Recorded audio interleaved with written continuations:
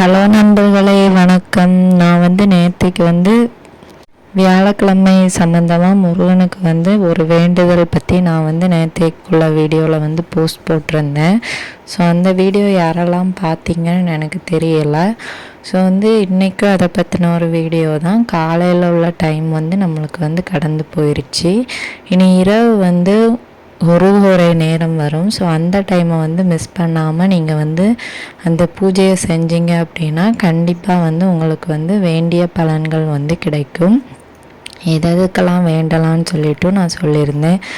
ரொம்ப வருஷமாக குழந்தை இல்லாமல் கஷ்டப்படுறீங்க அப்படின்னாலும் வேலை வேண்டும், அப்புறம் உங்களுக்கு ஏதாவது இடம் வாங்கணும், இல்லை வீடு கட்டணும். ஸோ இந்த மாதிரி சுப காரியங்களுக்காக நீங்கள் கடவுள்கிட்ட பிரார்த்தனை வைக்கிறீங்க அப்படின்னா இந்த நாள் உங்களுக்கு ரொம்பவும் ஒரு உகந்த நாளாக இருக்கும்.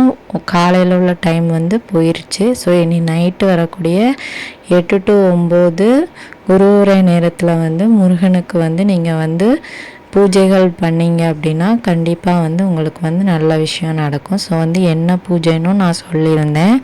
ஒரு மஞ்சள் துணியில் 6 ஜாதிக்காய் வைத்து அதை ஒரு முடிச்சு போட்டு முருகனோட காலடி பாதத்தில் வச்சுருங்க. ஃபோட்டோ இருந்ததுன்னா ஃபோட்டோவுக்கு கீழே வைங்க. சிலை வச்சுருந்தீங்க அப்படின்னா சிலைக்கு பக்கத்தில் அவருக்கு கால் பக்கத்தில் வைங்க. வைக்கும்போது ஒரு சிவப்பு நிற துணி விரித்தோ இல்லை ஒரு தாம்பாள தட்டிலையோ வைங்க. அப்படி வச்சுட்டு அது 6 வியாழக்கிழமை நீங்கள் பூஜை பண்ணணும். 7வது வியாழக்கிழமை அந்த ஜாதிக்காவை எடுத்து நீங்கள் உங்களோட பர்சனல் யூஸ்க்கு யூஸ் பண்ணிக்கலாம்.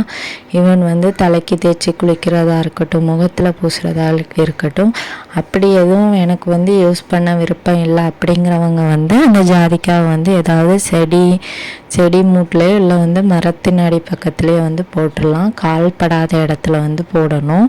அதே மாதிரி அப்படி பண்ணவும் எனக்கு விருப்பம் இல்லை அப்படின்னா ஓடுற தண்ணீரில் போடுங்க. இல்லாட்டி அதை எடுத்து நீங்கள் பத்திரமா வச்சுக்கோங்க, ஒன்றும் பிரச்சனை கிடையாது. ஸோ இந்த பூஜை நீங்கள் கரெக்டாக பண்ணணும். அதே மாதிரி முருகனுக்கு ஏதாச்சும் நெய்வேத்தியம் உங்களால் முடிஞ்சதை வைங்க.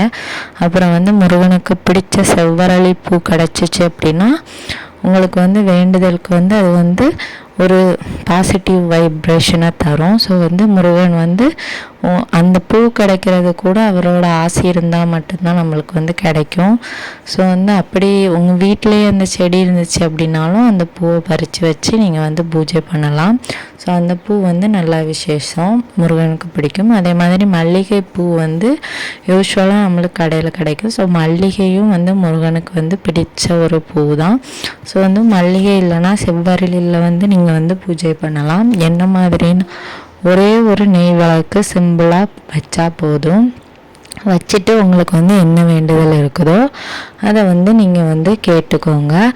கேட்டுட்டு உங்களுக்கு 6 வியாழக்கிழமை கழிச்சதும் உங்களோட அந்த வேண்டுதல் நிறைவேறுதா அப்படின்னு சொல்லிட்டு பாருங்கள். ஸோ இதை மறக்காமல் நம்பிக்கையோடு ட்ரை பண்ணி பாருங்கள். அதுக்கப்புறமா இல்லை எனக்கு 6 மணிக்கே நான் விளக்கு வச்சுருவேன், கண்டிப்பாக இந்த 8 to 9 தான் பண்ணணுமா அப்படின்னா குரு உரை நேரம் அந்த நேரத்தில் தான் வருது. 6 மணிக்கு நம்ம நார்மலாக விளக்கு வைக்கிறது தான். நீங்கள் இந்த உரை நேரத்தில் வச்சிங்க அப்படின்னா உங்களுக்கு இன்னும் அது ஸ்பெஷலாக இருக்கும். உங்கள் பூஜைகளை முடித்ததுக்கப்புறமா ஒரு கந்த சஷ்டியோ இல்லை 108 போற்றிகளோ இல்லை சரவணபா போட்டி சொல்லுங்கள், இல்லை கந்தனுக்கு அரோகரா சொல்லுங்கள், 108 தடவை சொல்லுங்கள், 6 தடவை சொல்லுங்கள், 9 தடவை சொல்லுங்கள், 21 முறை சொல்லுங்கள், ஒற்றைப்படை விட்டு சொல்லுங்கள்.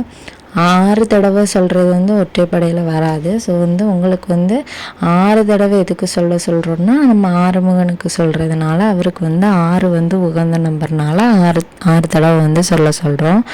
ஸோ இந்த பூஜை மறக்காமல் நீங்கள் ட்ரை பண்ணி பாருங்கள், கண்டிப்பாக சக்ஸஸ் ஆகும். ஸோ இந்த வீடியோ உங்கள் கண்ணில் பட்டுச்சு அப்படின்னா நீங்கள் இந்த வீடியோவை பார்த்தீங்க, உங்களுக்கு இந்த வீடியோ பிடிச்சிருந்துச்சுன்னா லைக் பண்ணுங்கள், மறக்காமல் ஷேர் பண்ணுங்கள், நம்ம சேனலை சப்ஸ்கிரைப் பண்ணுங்கள், மறக்காமல்